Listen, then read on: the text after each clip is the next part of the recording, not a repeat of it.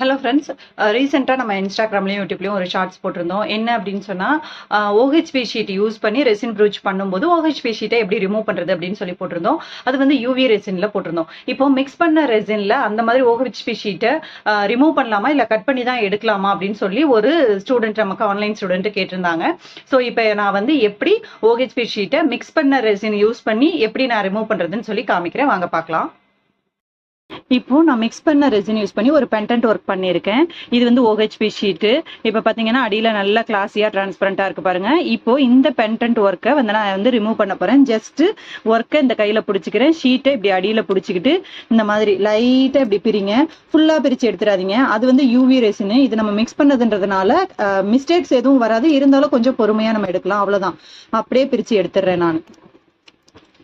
அவ்வளவுதான், அழகா வந்துருச்சு பாருங்க. ஸோ இது வந்து பேக் சைடு எந்த ஒரு மிஸ்டேக்கும் இல்லாத பல பலன்னு ஃபினிஷிங்கோட